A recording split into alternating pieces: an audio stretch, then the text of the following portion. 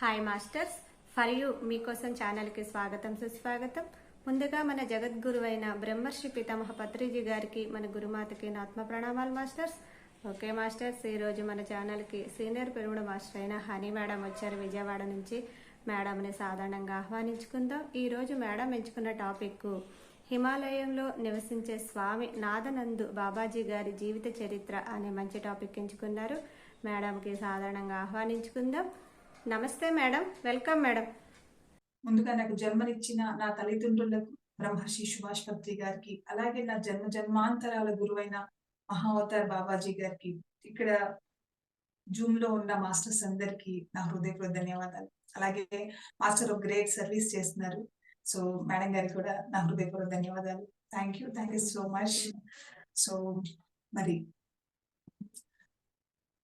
స్వామి నాదానంద గారు, ఈయన చిన్నప్పుడు అంటే మేబీ ఆయనకి ఈ బుక్ ఇంగ్లీష్ లో ఉందండి. ద స్ట్రేంజర్ అనే ఒక బుక్ ఉంది. ఆ స్ట్రేంజర్ అనే బుక్ ని చదివినప్పుడు నాకు చాలా, అంటే నేను ఈ గురు పరంపర అంటే బాబాజీ గారి యొక్క పరంపర నుంచి చెందిన పర్సన్ ని. నెక్స్ట్ ఇంకోటి ఏంటంటే ఈ గురువులతో సాధువులతో ఎక్కువగా నేను నా సబ్జెక్ట్ ఎక్కువగా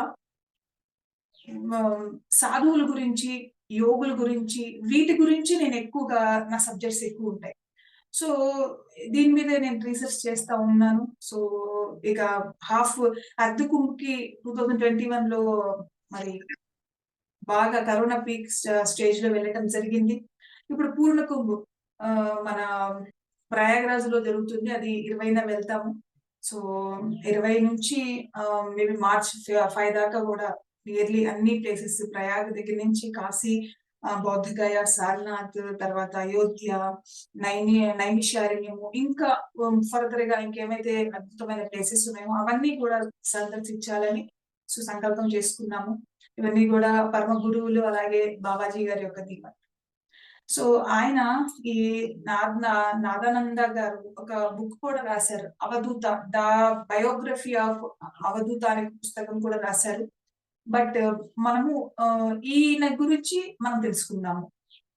సో ఈయన చిన్నప్పుడు, అంటే ఆయనకి ఒక 9 సంవత్సరాలు అలా ఉన్నప్పుడు ఆ ఈయన స్కూల్ నుంచి ఇంటికి వచ్చారు. అప్పుడే భోజనం వేలైందనమాట. భోజనం వేలైనప్పుడు వాళ్ళ అక్క యాజ్ యూజువల్ మరి తమ్ముడికి భోజనం వడ్డిస్తున్నప్పుడు బయట ఒక సాధువు ఎవరో వచ్చి తలుపు తట్టారనమాట. తలుపు తట్టి అమ్మ ఆహారం ఉంటే ఏదైనా పెట్టండి అంటే, అప్పుడు వాళ్ళ మదర్ చక్కగా ఇంట్లోకి ఆహ్వానించి ఆ తర్వాత ఆ పిల్లవాడి పక్కన కూర్చోబెట్టి భోజనం వడ్డించడానికి ఆకులు తీసుకురాబోయారనమాట.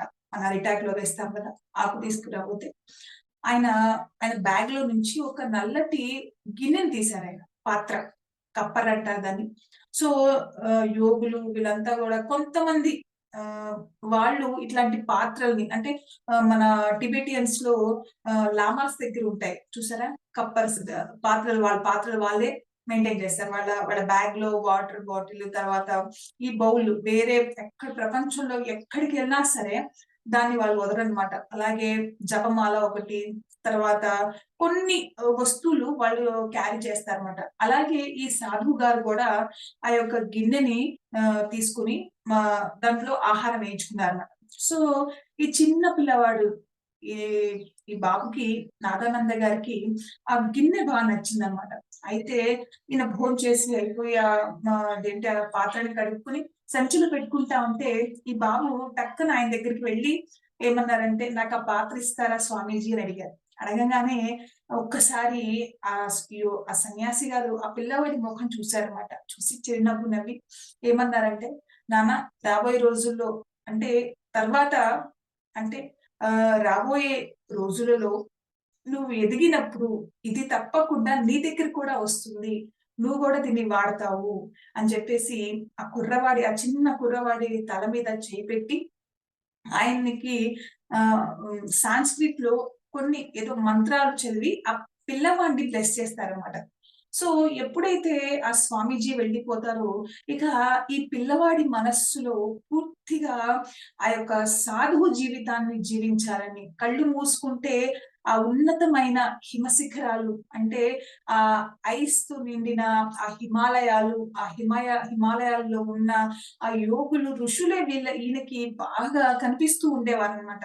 ఇప్పుడు మనం జనరల్ గా ఒక మూవీ చూస్తా ఉంటాము. చూసినప్పుడు పిల్లలు ఉంటారు. ఆ పిల్లలు ఏం చేస్తారంటే ఒక హీరో ఏదైనా నచ్చితే ఆ హీరో వేసుకున్న డ్రెస్సో లేకపోతే హెయిర్ స్టైలో ఎట్లా అయితే చూడంగానే అట్రాక్ట్ అయ్యి వాళ్ళు వాళ్ళలాగా ఇమిటేట్ చేసుకొని వాళ్ళలాగా లైఫ్ ని ఎలా లీడ్ చేయాలని అనుకుంటా ఉంటారు. అదే విధంగా ఈ పిల్లవాడికి బహుశా గత జన్మ సంస్కారం ఈ జన్మలో అంత ఈజీగా ధ్యానము అవ్వదు.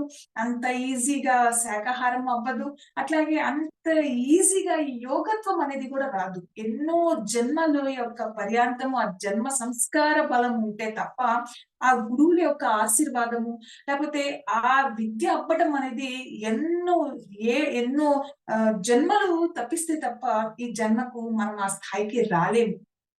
సో, చిన్న పిల్లవాడు అంటే 9 ఏళ్ల పిల్లవాడి మనస్సులో ఆ స్వామీజీ ముద్ర పడిపోయింది. ఇక ఈ పిల్లవాడు నిదానంగా పెరిగి పెద్దవాడయ్యాడు.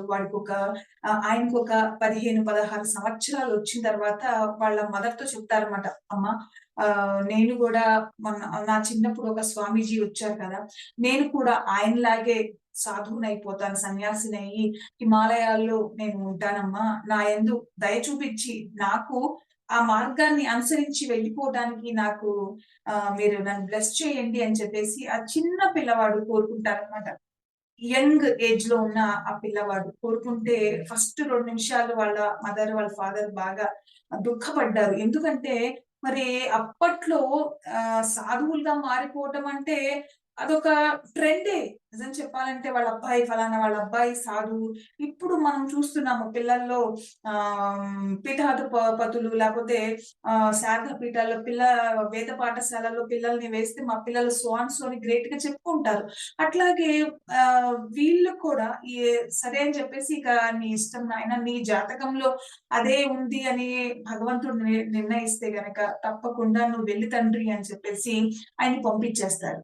ఆ 17, 16 ఏజ్ ఆ వయస్సులో ఉన్న పిల్లవాడు ఇక హిమాలయాలకి వెళ్లి అక్కడ సాధన చేయాలి అని చెప్పేసి ఆయన అనుకుంటా ఉంటాడు. అనుకోని ఇక వెళ్ళిపోతారు. ఇంట్లో నుంచి ఒక వస్త్రం, ఒక బ్యాగ్ తీసుకొని ఆయన వెళ్ళిపోతారు. వెళ్ళిపోయిన తర్వాత ఎళ్లి ఆయన చాలా దూరం నడుస్తానే ఉంటారు.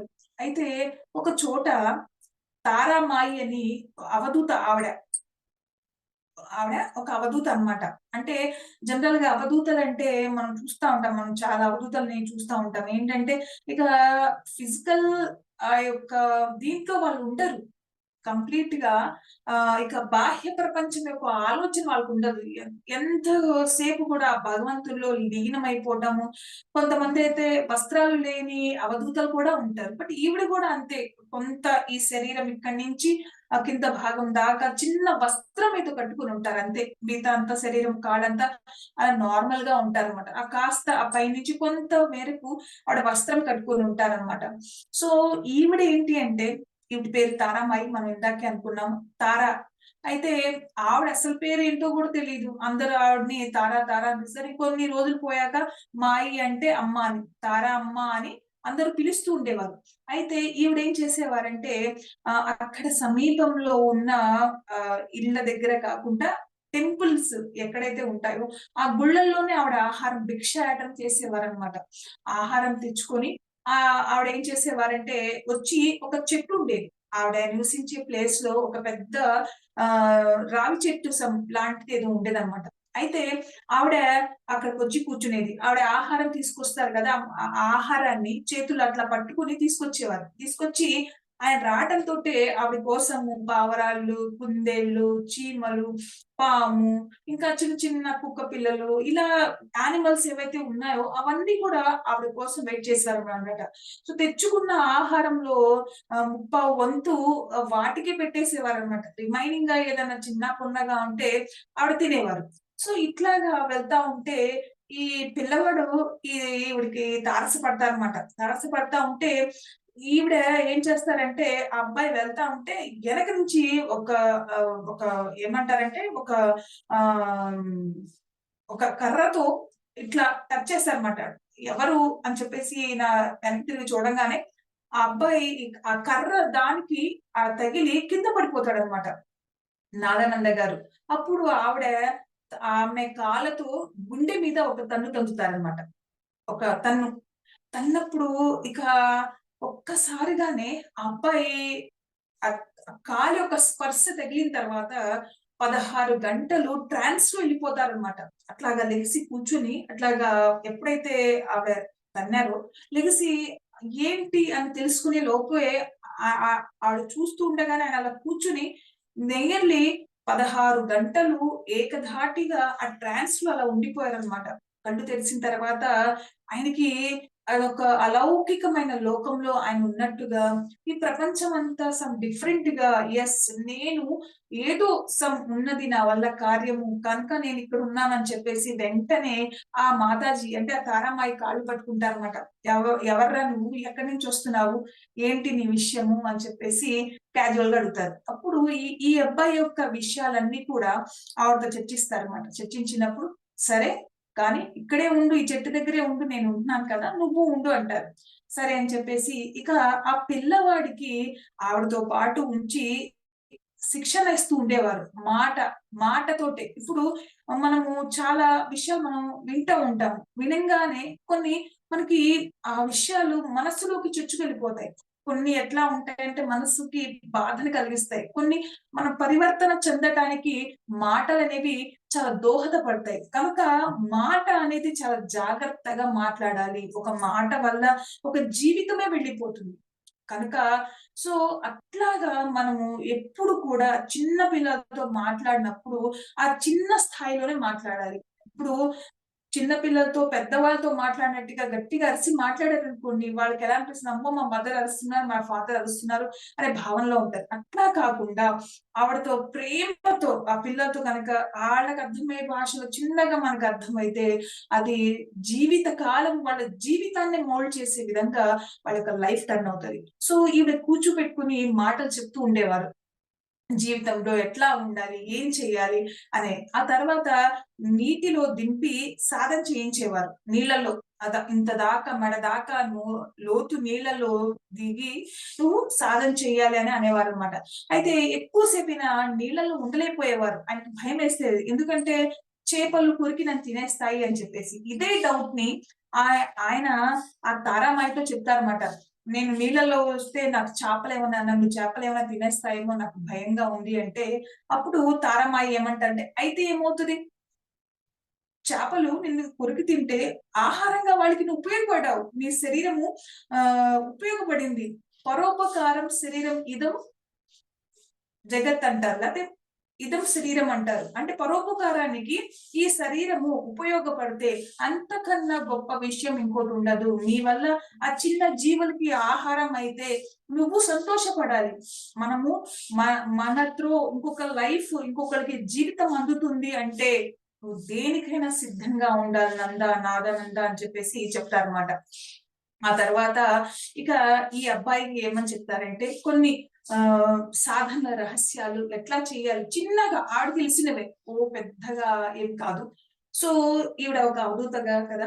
సో, ఈవిడకి తెలిసిన కొన్ని విషయాలు కొంత చిన్నప్పుడున్న సాధన ఆవిడ చేస్తూ ఉండేవారనమాట. ఇక ఈ పిల్లవాడు కొంచెం పెద్దవాడవుతారనమాట. దగ్గర దగ్గర ఈవిడ దగ్గర ఒక 2 ఇయర్స్ అలా ఉంటారు. అప్పటికి వచ్చినప్పుడు 16 అయితే ఒక 18 సంవత్సరాల పిల్లవాడనమాట. సో, ఇక ఈవిడేమంటారంటే, "నాయనా నేను నీకు చెప్పవలసింది చెప్పాను. ఇక నువ్వు ముందుకు వెళ్ళాలి. ముందుకు వెళ్లి సాధన చెయ్యాలి. ఈ సాధన మార్గంలో నువ్వు గుర్తుంచుకో. చెయ్యి చాచి ఎవరిని కూడా భిక్ష అడగకూడదు. ధనం కోసము నువ్వు భిక్ష అడగకూడదు. రెండోది ఆహారం కోసము నువ్వు అరులు చాచవద్దు. ఇంకొకటి ఏం చెప్తారంటే, ఆహారము దానంతట అది ఇప్పుడు నేచర్ నువ్వు ఒక కార్యసాధన కోసం వెళ్తున్నావు. సో, తప్పకుండా నేచరు నీ గురించి పట్టించుకుంటుంది. నీకు చూస్తుంది. ఆవిడ తల్లి. తప్పకుండా ఆవిడ నీకు మార్గం చూపిస్తుంది. కనుక ఎప్పుడు కూడా ధనము ఆశించకు. చెయ్యి ఇలా చాచి భిక్షాటన ఎన్నడూ నువ్వు చెయ్యొద్దు. నీ మార్గంలో ఆహారం వచ్చిందా ఆనందంగా స్వీకరించు. లేదంటావా నువ్వు ఉపవాసం ఉండు. నీళ్లు తాగు అంతే తప్ప ఎప్పుడు కూడా నీ స్థితిని నువ్వు తగ్గించుకోవద్దు. అంటే ఆ మాటకి అర్థము ఎంత లోతుగా ఉందో ఒకసారి చూడండి. ఇప్పుడు మనము జనరల్‌గా ఎవరినైనా మీట్ అయ్యామనుకోండి. వాళ్ళు మనకన్నా ఉన్నత స్థితిలో ఉన్నారు అనుకుందాం. For example. అయితే మనం ఏం చేస్తాము? వాళ్ళకు మనం సరెండర్ అవుతాం. సరెండర్ అయ్యి మన స్థాయిని తగ్గిచ్చేసేసి వాళ్ళ మాటలో మనం మాటలు కలిపి వాళ్ళు ఏదంటే అట్లాగా మనము తల వంచుకొని యాక్సెప్ట్ చేస్తాము. అది చాలా చాలా తప్పు. జీవితంలో ఎప్పుడైనా ఈ క్రియ గనుక మనం చేస్తే మన సోలు ఎంతో డిస్టర్బ్ అవుతదంట. ఎందుకంటే కొన్ని ఒక అద్భుతమైన ఎనర్జీతో ఈ భూమి మీద ఆ సోల్ ఈ శరీరం తీసుకొని వచ్చింది. నీలో ఎంత చైతన్యం ఉందో, నీలో ఎంత శక్తి ఉందో ఈ భౌతిక శరీరానికి తెలియకపోవచ్చు గాక. కానీ ఈ లోపలున్న చైతన్యం ఆత్మ పదార్థం తెలుసు. ఆత్మ వేరు, ఈ భౌతిక శరీరం వేరు. 2 వేరు వేరు. మనం ఎప్పటినుంచో వింటా ఉన్నాం. సో, ఎప్పుడు కూడా మన స్థితిని మనం ఎప్పుడు కూడా తగ్గించుకొని ఉండకూడదు, మాట్లాడకూడదు కూడా. సో, అట్లాగా తారామాయి ఆయనతో చెప్పారనమాట. ఎప్పుడు కూడా నాయనా నీ స్థితిని తగ్గించుకోవద్దు. నీ స్థాయిని దిగి నువ్వు మాట్లాడొద్దు. ఏది కూడా ఎవరి నుంచి కూడా ఆశించొద్దు. నీ సాధనార్థము నువ్వెళ్ళే మార్గంలో ఎవరైనా ఆహారం ఇస్తే ఆహారం తీసుకో తప్ప ఎవ్వరిని ఇబ్బంది పెట్టకు అని చెప్పేసి ఆవిడ చాలా అద్భుతంగా ఆయనకి చెప్పి నాయనా ఇక నువ్వు వెళ్ళిపో. నీ ప్రయాణం చాలా దూరం ఉంది. నువ్వెంతో సాధన చెయ్యాలి. నీ జీవితంలో ప్రతి అడుగు కూడా కఠినంగా ఉంటుంది. బట్ ఒక విషయం గుర్తుపెట్టుకో నేనెప్పుడు నీతో ఉంటాను. నువ్వనుకున్నప్పుడు నేను నీ దగ్గరికొస్తాను. నువ్వు ఇబ్బంది పడవలసిన అవసరం లేదు నాన్న అని చెప్పేసేసి తారామాయి ఈ నాగానంద గారిని పంపించేస్తారు. వెళ్ళిపోయాడనమాట. ఇక వెళ్ళిన తర్వాత ఈ దుర్గమైన హిమాలయాలు చాలా చూడటానికి మనం దూరం నుంచి అనుకుంటా ఉంటాము. హిమాలయాస్ అని. కానీ దగ్గరికెళ్తే హిమాలయాలలో చాలా అద్భుతంగా ఉంటుంది. మేము ఇప్పటికి 2 సార్లు వెళ్ళాము. బాబాజీ గారి కేవ్‌కి 4 సార్లు వెళ్ళాము. తర్వాత కేదార్, బద్రి ఈ క్షేత్రాలన్నీ వెళ్ళొచ్చాము. తర్వాత ఇవి హరిద్వార్, రిషికేష్ మన ఇంకా ఆ సరౌండింగ్‌లో హిమాలయాల్లో ఏమైతే ప్లేసెస్ ఉన్నాయో నందాదేవి గాని, భీమ్‌తాల్, నైనితాల్ అసలు చాలా వరకు వెళ్ళాము మాక్సిమం. సో, యాక్చువల్లీ ఈ ఇయర్ నేపాల్ వెళ్దాం అనుకున్న పశుపతినాథ్ ఆలయానికి దానికి వెళ్దాం అనుకున్నాము. బట్ ఈ ఇయర్ మరి కుంభమేళా ఉంది కాబట్టి సో, ఇట్లా ప్లాన్ చేసాము. సో, అట్లాగా హిమాలయాల్లో మనకి కనిపించే ప్రపంచం ఒకటైతే కనిపించని ప్రపంచం ఇంకోటుంటుంది. అదేంటి అంటే సాధన చేసే వాళ్ళు ఎవరైతే ఉంటారో వాళ్ళు దర్శనమిస్తారు. కళ్ళు మూసుకోగానే చాలా మంది ఉంటారు. మెడిటేషన్ చేసే వాళ్ళు ఒక టెంపుల్‌లో కూర్చోగానే లేదా ఒక ప్లేస్ కూర్చోగానే అక్కడ ఎనర్జీస్ అక్కడ ప్లేస్ యొక్క అక్కడ ఎవరు మాస్టర్స్ ఉన్నారు? ఎవరు ఇక్కడ ఉన్నారు అనేది మనకి టక్కున మనకు అర్థమవుతది. ఆ యొక్క ధ్యానం యొక్క పవర్ అది. సో, ఈయన ఎన్నో రోజులు అది నడుచుకుంటూ వెళ్ళి ఇక ఆ హిమాలయాల్లోనే ఈ యొక్క అడవుల్లో వెళ్లి సాధన చేసుకుంటా ఉండేవారన్నమాట.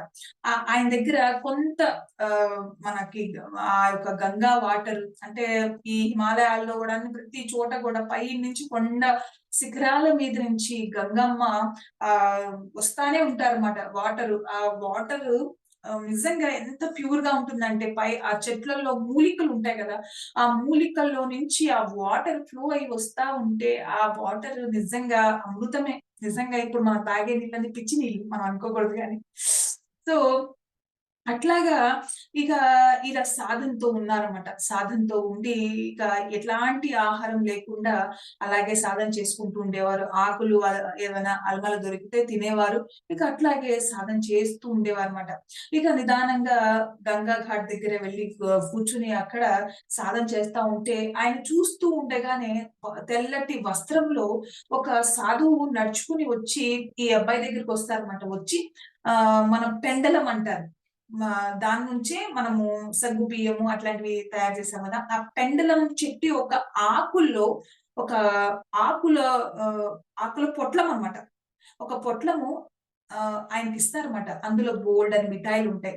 నాయన ఇది నీకు తారామాయి ఇచ్చి పంపించారు. నీ ఆహారార్థము అని చెప్పేసి చెప్తారన్నమాట. చెప్పిన తర్వాత ఇక సరే అని చెప్పేసేసి ఈయనేం చేస్తారంటే, ఆ ఆహారాన్ని ఏదైతే ఉందో అది స్వీకరించి ఇక సైలెంట్‌గా ఆ యొక్క దీంట్లో మళ్ళీ సాధనలో ఉండిపోతారు. అట్లాగా 41 రోజులు ఆయన ఎట్లాంటి ఆహారం తీసుకోకుండా అట్లాగే ఆ శ్వాసను గమనిస్తూ గుర్తుపెట్టుకోండి, మనకు బోలెడన్ని యోగ రహస్యాలు, బోలెడన్ని ధ్యాన సాధనలు ఇట్లా ఎన్నో ఉన్నాయి. మన గురువుగారైన పత్రి సారు ఆయన అవన్నీ చూసారు. చూసి చివరికి సింపుల్ టెక్నిక్ ఆనాపానసతి శ్వాస మీద ధ్యాస అనేది ఒక అద్భుతమైన ఒక దీన్ని మనకు అందించారు. ఇంకొకటి ఏంటంటే మనం గుర్తుపెట్టుకోవాల్సింది, జ్ఞాపకం ఉంచుకోవాల్సింది ఏంటి అంటే, పత్రి సారు రాబోయే రోజులు లేకపోతే ఆయన వెళ్ళిపోయిన తర్వాత ఎట్లా ఈ ప్రపంచం మారబోతుంది? ఎట్లా ఉంటారు వీళ్ళంతా అనే ఆలోచన బిఫోర్‌గా ఆయనకుండి ఆయన ఏం చెప్పారో తెలుసా? "నీ గురువు నేను కాదు. నీ గురువు ఇంకెవరు కాదు.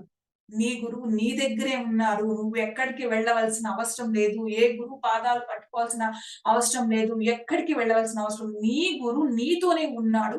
నీ శ్వాసే నీ గురువు నాయన. దాంతో నువ్వు సాధన చేసుకో" అని చెప్పేసి మన గురువుగారు మాట చెప్పి వెళ్ళిపోయారు. బట్ ఇప్పుడు మనం చూసుకుంటా ఉంటే ఈ సొసైటీ ఎట్లా ఉంది? ఎట్లా ఎట్లా మౌల్డ్ అవుతుంది? ఏం జరుగుతుంది అన్నది అది వాళ్ళ నాలెడ్జ్‌కే మనం వదిలేయాలి. ఎందుకంటే రాజమార్గాన్ని వదిలి వాళ్ళు ఇంకో మార్గాన్ని ఎంచుకుంటున్నారంటే బహుశా ఈ గురువు దగ్గర ఏదో లోపం చూసుంటారు కనుకే ఇతరితర షార్ట్ కట్స్‌లో వెళ్ళిపోతున్నారు. ఎప్పుడు షార్ట్ కట్‌ని మనం ఎన్నడూ యూజ్ చేయకూడదు.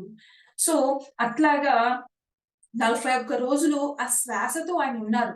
అప్పుడు 40 రోజులు అయిన తర్వాత ఆయనకి కాస్త కళ్ళు తిరుగుతున్నట్టు అనిపించినప్పుడు తారామాయి మళ్ళీ వస్తారు. వచ్చి అరిటాకుల్లో భోజనం తీసుకొస్తారన్నమాట. సాంబార్ అన్నం. సాంబార్ అన్నము తీసుకొచ్చి ఆ ఆహారం పెడతారన్నమాట. పెట్టి ఇక తినిపిస్తారు. "నాయనా ఎందుకు ఇట్లాగా నువ్వు అంత కఠోరంగా సాధన చేస్తున్నావు? అవసరం లేదు. సో, ప్రెజెంట్‌గా అదేంటి ప్రయాగరాజ్‌లో కుంభమేళ జరుగుతుంది. నువ్వెళ్ళు.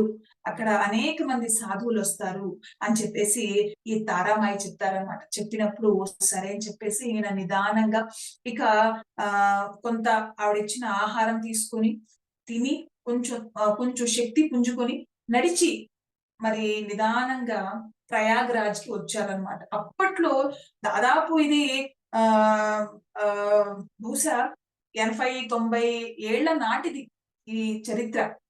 అప్పటికే మరి అప్పటికి కుంభమేళ ప్రతి 12 సంవత్సరాలకు ఒకసారి జరుగుతా ఉంటుంది.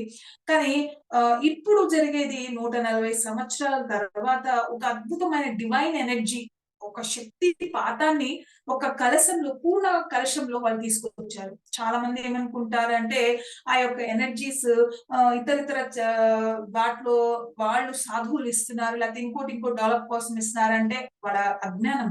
ఈ ఎనర్జీ ఎందుకు అంటే భూమి మీద ఇంకా అహింసలు జరుగుతా ఉన్నాయి. ఈ భూమి మీద ఇంకా చాలా మంది సఫర్ అవుతున్నారు. ఇంకా ఆ యోగులు కలల కన్నా ప్రపంచం ఇంకా రాలేదు. రావాలి. ప్రతి ఒక్కరు కూడా ఆత్మ జ్ఞానులుగా మారాలి. ప్రతి ఒక్కరు కూడా మనశ్శాంతితో జీవించాలి. శాకాహారులుగా మారి ప్రతి ఒక్కరు కూడా మళ్ళీ ఆ యొక్క జన్మ పరంపరను తీసుకొని ఈ భూమి మీద అంతా కూడా ప్రశాంతతని పంచాలి అనే ఉద్దేశంతో వాళ్ళు పూర్ణ కుంభాన్ని 140 సంవత్సరాల తర్వాత కొన్ని కోట్ల సాధువులు 40, 50 కోట్ల సాధువులు ఒక దగ్గర సమూహమై ఆ యొక్క ధ్యాన శక్తిని ఈ భూమండలానికి ఇచ్చి వారు ఈ భూమిని సస్యశ్యామలం చేయాలనుకుంటున్నారు. సో చూడండి ఎంత అద్భుతమైన ఆ యొక్క నాలెడ్జ్ మనము ఈ పరంపరలో ఉండి మనకు తెలుస్తుంది. లేకపోతే సాధారణ మానవులైతే జస్ట్ ఏదో ఆ ప్రయాగ్‌లో స్నానం చేస్తే మంచిది, లేతే ఆ యోగుల్ని చూస్తే మంచిది అనే భావంతో ఉంటారు. కానీ మన గురువు మనకెంత నాలెడ్జ్ ఇచ్చారంటే, మనకు ప్రతిదీ కూడా స్పూన్ ఫీడింగ్ ఇచ్చారు. యోగులంటే ఏంటి? ఎవరు ఏంటి? ఇవన్నీ కూడా మనకు తెలియపరిచారు. సో, ఈయన ప్రయాగ్‌రాజ్‌కి వెళ్లారన్నమాట. ప్రయాగ్‌రాజ్ కుంభమేళ జరుగుతా ఉంది. సో, అప్పటికే కొన్ని వందల వేల సాధువులు అంతా కూడా ఉన్నారన్నమాట. ఎటు చూసినా వీళ్ళే. అయితే ఆ గంగలో ఆ దీంట్లో త్రివేణి సంగమంలో స్నానం చేసిన తర్వాత ఆయన తడి బట్టలతో లెగిసి ఒక దగ్గరికి వెళ్లి కూర్చుంటారన్నమాట. దగ్గర కూర్చుని చూస్తా ఉంటారు. అట్లాగా సన్‌సెట్ ని చూస్తూ ఉంటే చూస్తున్న నదీ ప్రవాహం పక్కనే ఒక చెట్టు ఉంది. పెద్ద చెట్టు. సో ఆయన యాదృచ్ఛికంగా జస్ట్ అట్లాగా చూస్తారన్నమాట. చూస్తే ఏముంది, మహా అవతార్ బాబాజీ గారు ఆ చెట్టు కింద కూర్చొని ఉన్నారు. ఇంకా కొంతమంది సాధువులు ఉన్నారు. వాళ్ళతో సాధువులు ఏదో చెప్పే విషయాన్ని బాబాజీ గారు వింటూ మా మాట్లాడుతున్నారన్నమాట. అంటే జస్ట్ క్యాజువల్‌గా. సో ఈయన వెంటనే అరే బాబాజీ గారు వచ్చారు అనే ఒక థాట్ తో లెగిసి ఈయన వెళ్ళబోతూ ట్రై చేశారనమాట. చాలా సేపు ట్రై చేస్తా ఉంటే కానీ బాబాజీ గారు అసలు ఈయన వంక చూడలేదు. సో నెక్స్ట్ ఇంకొకటి ఏంటి అంటే ఈయన లెగవలేకపోయారు. ఆ కాళ్ళని ఎవరో గట్టిగా పట్టేసుకొని, లేకపోతే ఆ కాళ్ళు ఇనుప దీంట్లా రాడ్ లాగా అయిపోయి అనిపించింది. ఎప్పుడైతే బాబాజీ గారు ఈయన అవస్థ చూసి ఒక్కసారి ముఖం అట్లా తిప్పుతారన్నమాట. తిప్పినప్పుడు చిరునవ్వు నవ్వుతారు బాబాజీ గారు. అంతే. ఆ కాళ్ళు పట్టుకున్న కాళ్ళు వెంటనే ఓపెన్ అయిపోతాయి. అంటే టైట్ గా ఉన్న ఆ కాళ్ళు ఇక కదులుతాయన్నమాట. ఈయన లెగిసి బాబాజీ గారి దగ్గరికి వెళ్దాము అనుకునే టైంలో అంతలోనే బాబాజీ గారు, అక్కడున్న యోగులు కూడా అదృశ్యమైపోతారన్నమాట. ఈయన చాలా ఫీల్ అవుతారు. ఎప్పుడైతే బాబాజీ గారిని చూసారో ఈయన కళ్ళతో, ఇక ఆటోమేటిక్ ఒక తెలియని ఒక మనో ఉద్వేగం లాంటిది అని తెలియకుండానే ఎక్కడైతే ఆయన నిలబడ్డారో అక్కడ సమీపం నుంచి కొంచెం దగ్గరకొచ్చేసి ఆయన ధ్యానంలో ఉండిపోయారు. అట్లాగా 48 గంటలు ఆ యొక్క ట్రాన్స్‌లోనే ఆయన ఉండిపోయారు. అయితే కళ్ళు ఎవరో వచ్చి భుజం మీద చెయ్యి వేశారన్నమాట. చెయ్యి వేయంగానే ఆయన టక్కున కళ్ళు ఎవరో దీని మీద ఆ శరీరం మీద, ఆ కట్టె మీద ఎవరో చెయ్యేశారు. ఏంటి అని చెప్పేసి ఆయన ఒక్కసారి వెనక్కి తిరిగి చూస్తారన్నమాట. చూసినప్పుడు ఒక సాధువు, తెల్లటి వస్త్రాలతో ఒక సాధువు ఉన్నారన్నమాట. ఉండి ఈయన ఏమంటారంటే, "నాయనా దేని గురించి నువ్వు ఆలోచిస్తున్నావు?" అంటే, "ఏం లేదు స్వామీజీ" అని అన్నప్పుడు, "బాబాజీ గారు నీకు దర్శనం ఇచ్చారు గానీ నీతో మాట్లాడలేదని కదా నీ భావన" అంటే, "అవునండి" అంటారు. ఇంకా నువ్వు చేయవలసిన సాధన చాలా ఉంది. ఒక యోగిని గాని, ఒక శక్తివంతమైన ఒక మహర్షిని గాని, లేకపోతే బాబాజీ గారు లాంటి ఉన్నత చైతన్యం వాళ్ళతో కనెక్ట్ అవ్వాలంటే అంత ఈజీ కాదు నాన్న. మనం అనుకుంటాము. కానీ నీకు ఆ దర్శనం ఇచ్చారు. ఆ దర్శనమే చాలా వండర్‌ఫుల్ థింగ్. కానీ ఆయన ఒక మహద్భాగ్యం కలగాలంటే గూడా మనం ఎంతో సాధన చేయాలి. ఇంకెంతో మనం ముందుకు వెళ్ళాలి. అప్పుడు తప్ప మనకు అటువంటి గురువులు వశము కారు నాన్న అని చెప్తారు. అప్పుడు ఈయన ఏం చేస్తారంటే, స్వామీజీ నాకు మార్గం చూపించండి. నేను ఇంకా ఉచ్చకోటి సాధన చేయాలనుకుంటున్నాను. నాకు తెలియట్లేదు నేనేం చేయాలి అనంటే, సరే నాయనా పద నేను తీసుకెళ్తాను. ఇక్కడి నుంచి జ్ఞానకుంజ్ అని హిమాలయాల్లో ఒక రహస్య స్థావరం ఉంది. అక్కడ అనేక యోగులు, సిద్ధులు వీళ్ళంతా ఉన్నారు.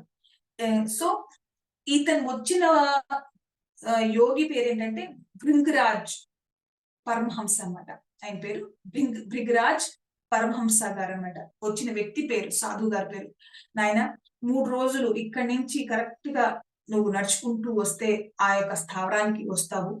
కనుక నువ్వు భయపడవలసిన అవసరం లేదు. ఇదిగో అని చెప్పేసి ఆయన చేతిలో నుంచి ఒక చిన్న అద్దం ముక్క ఆయనకిస్తారన్నమాట. ఇంత అద్దం ముక్క. అద్దం ముక్క ఆయన చేతికిచ్చి, నాయనా ఇది సూర్యుని యొక్క టెక్నాలజీతో చూడండి వాళ్ళు అప్పుడే ఎంత స్పిరిచ్యువల్ సైంటిస్ట్‌లు అంటే ఈ యొక్క సిద్ధులు, యోగులు వీళ్ళంతా కూడా ఒక చిన్న అద్దం ముక్క ఆహ్, ఆయనకి నాగానంద గారికిచ్చి, "నాయనా ఈ చిన్న ముక్క నీ దగ్గర ఉంచు. ఇది సూర్యుని యొక్క టెక్నాలజీతో దీన్ని తయారు చేశారు సిద్ధులు. ఈ 3 రోజులు ఇదే నీకు మార్గం చూపిస్తుంది. అలాగే నీకు ఆహారము, దప్పిక ఇది కూడా అనిపించదు. ఆ సూర్యుని రూపంలో అమ్మ లలితాదేవి నీతో ఎప్పుడు ఉంటుంది. ఆవిడ యొక్క కరుణ నీకెప్పుడూ ఉంటుంది. కనుక నువ్వు అధైర్యపడవలసిన అవసరం లేదు. ఇదే నీకు మార్గం చూపిస్తుందని" చెప్పేసి ఈ భృగరాజ్ పరమహంస గారు ఆయన వెళ్ళిపోతారనమాట.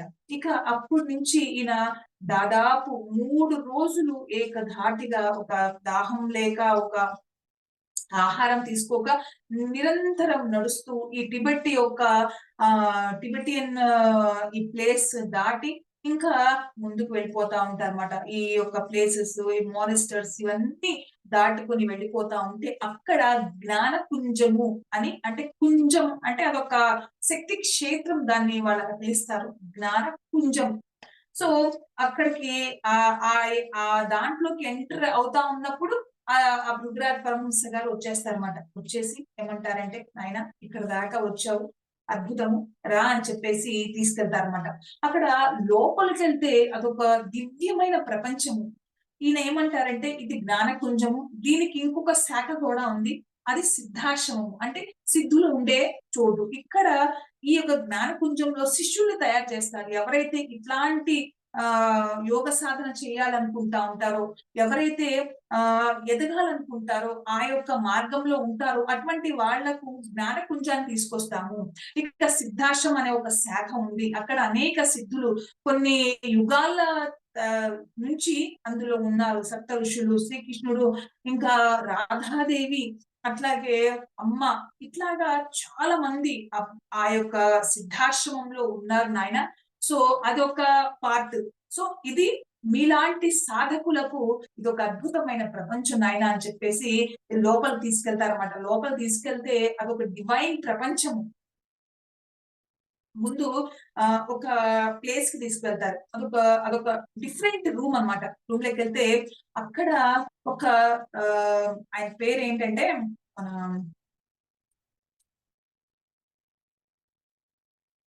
నేను మళ్ళీ చెప్తాను, ఆ పేరు నాకు గుర్తు రావట్లేదు.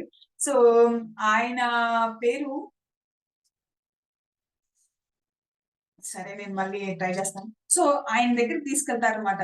ఆయన దగ్గర తీసుకెళ్ళిన తర్వాత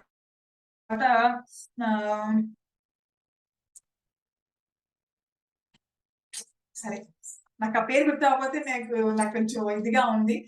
సో ఆయన పేరు మహాతప బాబా గారు అన్నమాట.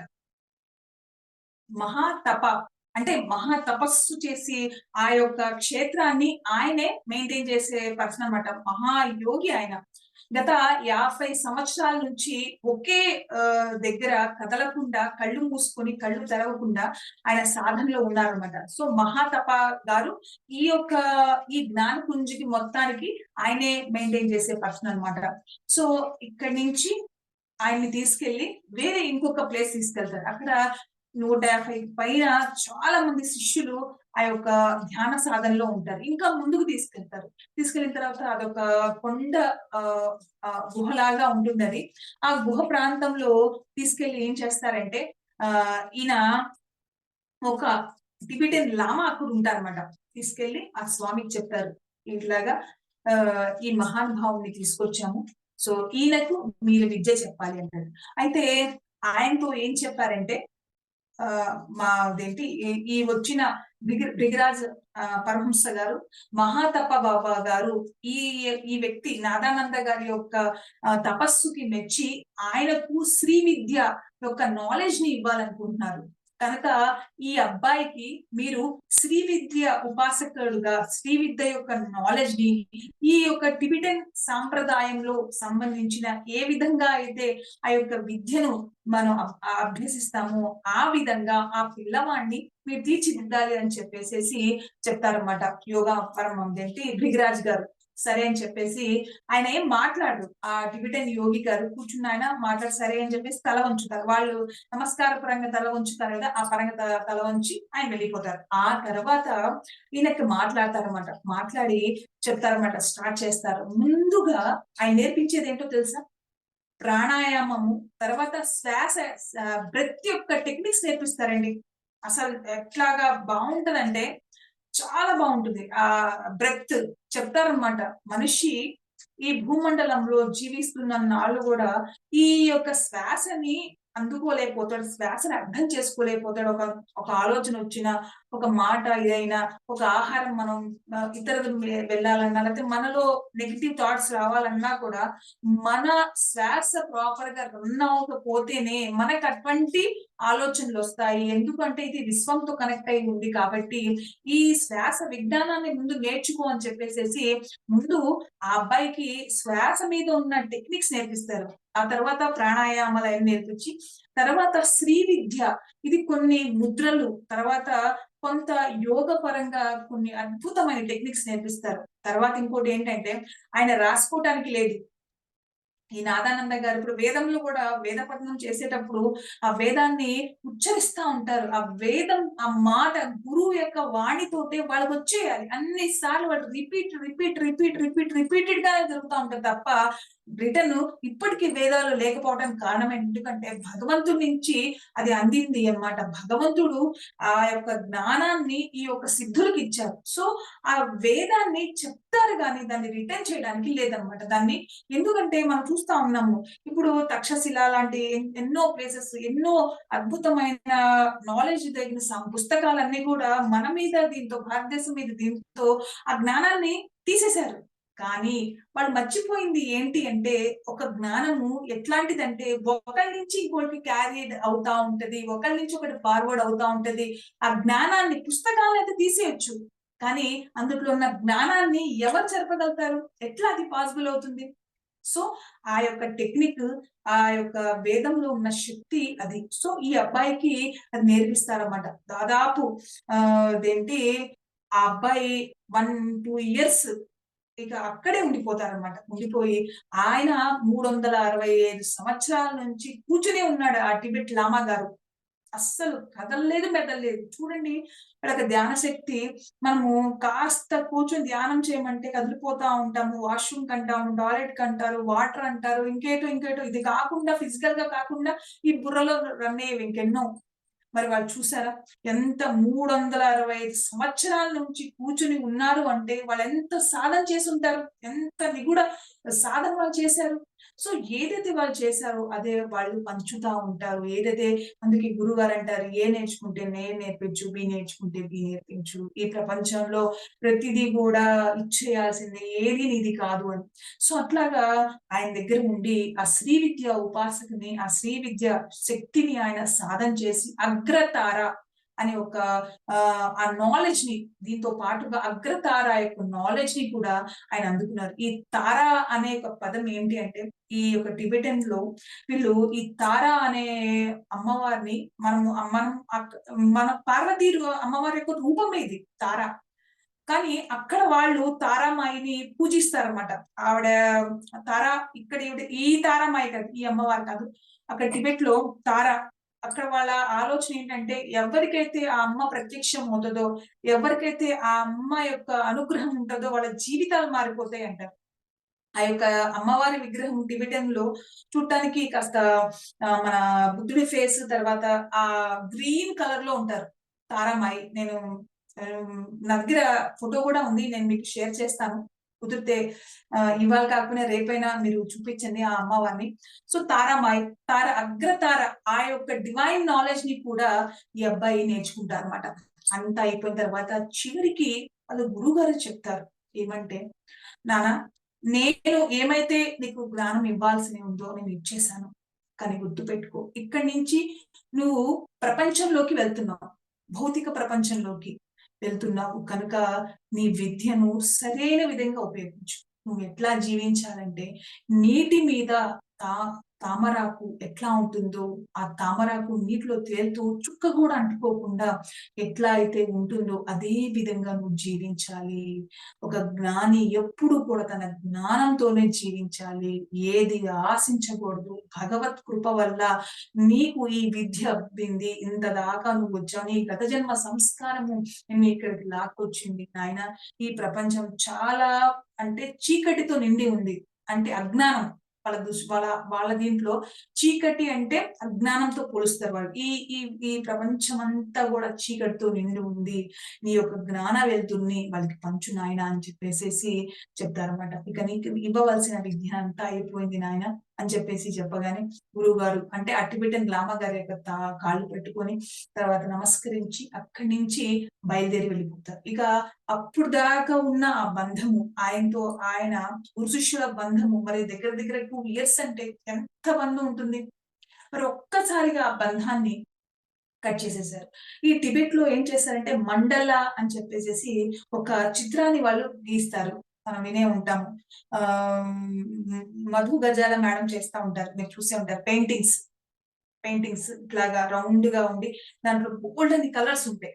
సో వీళ్ళు ఏం చేస్తారంటే టిబెట్ లో అక్కడున్న పిల్లలకి ఈ యొక్క మండల అనేది నేర్పిస్తారన్నమాట. అదొక చాట్రం లాంటిది. అదొక పెయింట్ ఆర్ట్ అన్నమాట. వాళ్ళు ఏం చేస్తారంటే అదొక పెద్ద దీన్ని గీసి చక్కగా రకరకాల రంగుల్ని అసలు ఎంత అవేర్‌నెస్ తో ఎంత బాగా ప్రిపేర్ చేస్తారంటే చూడంగానే అబ్బా! ఎంత బావుంది అనిపించే విధంగా రంగురంగుల రకరకాల రంగులు వేసి ఆ యొక్క పెద్ద చక్రాన్ని వాళ్ళు అలంకరిస్తారు.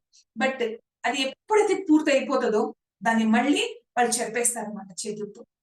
ఎంత కష్టపడతారో అది ఒక్క ఫ్రాక్షన్ ఆఫ్ సెకండ్‌లో ఎప్పుడైతే రెడీ అయిపోయింది అనుకుంటారో అప్పుడు మొత్తం చేత్తో చెరిపేసేస్తారు. ఏంటి అంటే అప్పుడు ఆళ్ళ గురువు చెప్తారు. ఏంటి అంటే ప్రపంచంలో ఏది కూడా శాశ్వతం కాదు. దేని మీద కూడా మనం మమకారం పెంచుకోకూడదు. దేని మీద కూడా, దేని మీద కూడా మమకారం పెంచుకోకూడదు. ఇదెట్లాగా ఉందో అట్లాగే ప్రతిదీ అశాశ్వతమైనదే. తయారు చేసేంత వరకు ఎంత జాగ్రత్త ఎన్ని రోజులు తప్పించి ఆ యొక్క వస్తువుని ప్రిపేర్ చేస్తారు. బట్ చెరిపేయమన్నప్పుడు ఫ్రాక్షన్ ఆఫ్ సెకండ్ వాళ్ళు చెరిపేస్తారు. అంటే ఏది శాశ్వతం కాదు. దేనితో కూడా ముడిపడకూడదు. దేనితో కూడా బంధంలో ఉండకూడదు. బంధ రాహిత్యంలో ఉండాలని చెప్పేసి ఆ టిబెటన్ లామాస్ నేర్పిస్తారన్నమాట. సో, అట్లాగే ఆ గురువుగారితో విడివడి బయటకొచ్చేసిన తర్వాత, ఇక అప్పుడు మళ్ళీ భృగిరాజ్ హంస గారు మళ్ళీ వస్తారన్నమాట. వచ్చి నాన్న పద బాబా గారి దగ్గరికి వెళ్దాం అని చెప్పేసేసి మళ్ళీ ఆ మహాతప బాబా గారి దగ్గరికి తీసుకెళ్తే, ఇక లోపలికెళ్తారన్నమాట. ఆయన ఒక రూమ్ చూడటానికి చాలా నార్మల్ గా ఉంటది గానీ, ఎంత సువాసనతో ఉంటదంట. ఆయనకి ఎన్ని సంవత్సరాల ఏళ్ళు, ఆయన శిష్యుడు అక్కడ కూర్చున్న వ్యక్తికే 560 365 సంవత్సరాలు ఆయన కూర్చునే ఉన్నారు. సో, మరి ఈయనకి ఎన్ని సంవత్సరాలో మనం చెప్పలేము. కానీ గత 50 సంవత్సరాల నుంచి ఆయన కళ్ళు తెరవట్లేదు. అలాగే ఉన్నారు. బట్ ఎప్పుడైతే ఈ అబ్బాయి లోపలికెళ్లారో ఆయనకి నమస్కారం చేయడానికి వెనక నుంచి ఒక ఓంకార ధ్వని వినిపిస్తదన్నమాట పెద్దగా. అప్పుడు ఇక ఆయన బ్లెస్సింగ్స్ తీసుకొని బయటికొచ్చిన తర్వాత ఈ భృగిరాజ్ పరమహంస గారు ఏం చెప్తారంటే, "నాన్న నువ్వు చాలా గొప్ప వ్యక్తివి. ఎందుకంటే ఎన్నో ఏళ్లయిపోయింది. గురువుగారి యొక్క మాట గాని ఏం లేదు మాకు. కానీ ఇప్పుడు ఆ యొక్క శబ్దం మేము వింటున్నాము. అంటే ఆయన నిన్ను బ్లెస్ చేశారు. ఆ యొక్క వాణి వినిపిచ్చింది ఇండైరెక్ట్‌గా. నువ్వు ఇక సిద్ధుడివైనట్టే నాన్న. వెళ్లి నువ్వెక్కడ సాధన చేసుకుంటావనుకుంటావో సాధన చేసుకో. నువ్వు స్వతంత్ర యోగివి. కనుక ఇక నువ్వు వెళ్ళిపో" అని చెప్పేసి అంటారన్నమాట. సో, ఇక అక్కడి నుంచి ఆయన బయలుదేరొచ్చేస్తారు. సో, ఈ పుస్తకంలో ఆయన ఏం రాస్తారంటే, ఈ జగత్తంతా కూడా బోలెడన్ని గురువులతో నిండే ఉంది. శిష్యుడు ఎప్పుడు కూడా గురువుని ఎంచుకోలేడు. అంటే శిష్యుడు గురువుని గురువుని ఎట్లా ఏమంటారంటే ఆయన ఆహ్, గురువు శిష్యుడిని ఎంచుకుంటారంటారు గదా! సో, శిష్యుడు ఎన్నడూ కూడా గురువుని ఎంచుకోలేడు. శిష్యుడు ఎప్పుడైతే ఆ యొక్క పరిపక్వత స్థితికి వస్తాడో అప్పుడు మాత్రమే గురువు నీకు దర్శనమిస్తాడు. అప్పుడు దాకా ఈ అనంత ప్రపంచంలో వెతుకుతానే ఉండు. నిరంతరంగా గురువు కోసము నీ యొక్క సాధన ఆపకు. ఎప్పుడైతే గురువు నీకు ప్రత్యక్షం అవుతాడో ఇక ఆయన చెయ్యి నువ్వు వదలొద్దు. నువ్విక ఆ గురువు యొక్క చెయ్యి వదలొద్దు. మనము సాధన ఎలా చేయాలి అంటే చాలా మంది ఒక కాలువని లేతే ఒక నదిని మనం చూసినప్పుడు పైన నీళ్లు చూసి, ఆహా! నీళ్లు ఎంత అద్భుతంగా ఉన్నాయంటారు. నీళ్లు అలా కాదు నువ్వు సాధన చేయాల్సింది. మనము నీటి లోపల అట్టడుగున వెళ్ళాకే మనకు ఆ లోతు అర్థమవుతది. జీవితంలో కూడా పైన ఎప్పుడు జీవించకూడదు. ఎప్పుడు కూడా లోతుకి వెళ్ళాలి. అప్పుడే సత్యం మనకి అర్థమవుతది. అప్పుడు దాకా కూడా మనకు సత్యం అనేది కనిపించదు, వినిపించదు కూడా. సో, ఎప్పుడైతే నువ్వు సరియైన మార్గంలో ఉంటావో, అప్పుడు గురువు నీ వెన్నంట ఉండి నడుస్తాడు. ఎట్లా ఉంటాడంటే, గురు శిష్యుల సంబంధం ఏంటి అంటే, గురువు ఈ శిష్యుడి యొక్క సూక్ష్మ శరీరం యొక్క కొస తాడు ఏదైతే ఉందో, అది గురువు యొక్క చూపుడు వేలికి కట్టి ఉంటదట. ఈ గురువు శిష్యుడిని తీసుకొస్తాడు. ఎదగటానికి అవకాశం ఇస్తాడు. కానీ చేయి పట్టుకొని నడిపించడు. ప్రతి చోట గూడా నువ్వు ఇది చెయ్యి, అది చెయ్యి అని చెప్పడట. ఎందుకంటే గురువు చెప్పి వదిలేస్తాడు. ఎప్పుడైతే ఈ శిష్యుడు ఎలా ఉండాలి? గురువు మాటను పట్టుకోవాలి. అందుకే పత్రి సార్ ఏమంటారు? నా యొక్క పాదాల్ని కాదు, నా పదాల్ని పట్టుకోండి. అప్పుడే మీరు జీవితంలో ఎదగలుగుతారు. నా పాదాలు పట్టుకుంటే మీకేమీ రాదు. నా పదాల్ని పట్టుకుంటే మీ జీవితం ఉద్ధరింపబడుతుందన్నారు. సో, అదే విధంగా ఈయనేమంటారంటే, మనము గురువు యొక్క మాటల్ని పట్టుకోవాలి. ఈ గురు శిష్యుల సంబంధము ఎంతో ఉన్నతమైంది. సో, ఈ శిష్యుడు తనంతట తాను ఎదగటానికి గురువు అవకాశం ఇస్తాడు. ఎప్పుడైతే ఈ శిష్యుడు నా వల్ల కాదు, ఈ జీవితం అంతము నా వల్ల కావట్లేదు అనుకున్నప్పుడు శిష్యుడి యొక్క కొస సూక్ష్మ దారం ఏదైతే ఉందో ఆ గురువు లాగేస్తాడంట. బయట ప్రపంచానికి గాలిపటం ఎట్లా అయితే ఆకాశంలో ఎగురుతా ఉంటుందో అట్లా శిష్యుడు కనిపిస్తాడు. ఆ కనిపించని దారమే గురువు. మనం ఇది గుర్తుపెట్టుకోవాలి. సో, ఎప్పుడు కూడా మనము ఆ ఉన్నత స్థాయికి చేరుకోవాలి. మన స్థితిని ఎప్పుడు తగ్గించుకోకూడదు. మాట చాలా ఎరుకతో ఉండాలి. ఎరుకతో మాట్లాడాలి. ఎరుకతోనే జీవించాలి. సో, ఈరోజు ఈ నాదానంద గారి జీవిత చరిత్రతో మనం ఎన్నో విషయాలు నేర్చుకున్నాము. ఫస్ట్ ఎట్లాంటి సిట్యుయేషన్‌లో కూడా తొణకకూడదు. ఈ ప్రాపంచికమైన ఆలోచనతో మనము ముందుకు వెళ్ళలేము. గురువుని పట్టుకొని ఉండాలి. ఎప్పుడు కూడా ఆనందంగా ఉండాలి. ఎప్పుడు బంధరాహిత్యంలో ఉండాలి. దేని మీద కూడా మనం మమకారం ఉంచకూడదు అని ఒక చిన్న విషయాన్ని నాదానంద గారు ఎంతో అద్భుతంగా ఆయన యొక్క జీవిత చరిత్రలో 'ద స్ట్రేంజర్' అనే ఒక బుక్ ఇంగ్లీష్‌లో ఉంది.